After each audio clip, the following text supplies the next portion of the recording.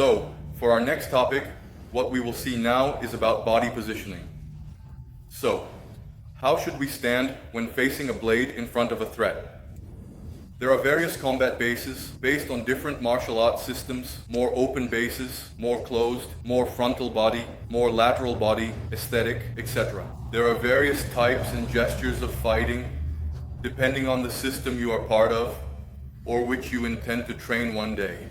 This means that with blades it is no different, but with blades there are some, not fixed predetermined rules, but for this initial course, there are some guidelines on how we do this in the best way to expose less target to our opponent.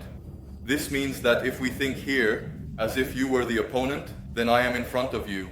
You are my opponent. If I stand completely fighting facing you, unless I have a ballistic vest. And my intention here is to have a confrontation with a firearm. But moving on to a confrontation with a blade, your morning is totally different, okay? I'm here. I don't. No, wrong. But again, they are only confrontations with a blade. They are totally different for you. So, you are with a blade. You have several exposed targets on my body, so there are several exposed parts on my body in addition to my central one. Even though I lost my arm, this can easily be eliminated and my progression can continue in the center. So, here, maximum exposure of exposed targets is also part of the leg region. Thinking about a combat that has no rules, a person could easily kick my genitals or create an opening in the lower region. So how do we position ourselves against a threat using a blade? I will now consider that I am with a blade, and in my strong hand, in my right hand, so let's position when I have a blade in hand.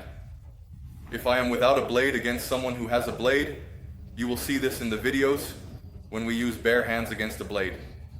This positioning has a variation, but using a blade, how it works is instead of the body being completely frontal to the opponent, I turn it this way. This is called play body or laminated body, so the body really becomes laminated, lateralized. It doesn't matter if in a side-side position. It doesn't matter if in a back-all grip position. Either of the two grips works if I am with the laminated body. With this, I have less exposure of my body map, exposing fewer targets to the opponent. My blade is in front of the body, so if the target sees my blade, there is a very quick response because it is in front of my body, so I can have a response or an interception much easier. With the laminated body, my genitals are less exposed, your morning is exposed, your morning here, less exposed, in addition to being able to achieve a greater deflection.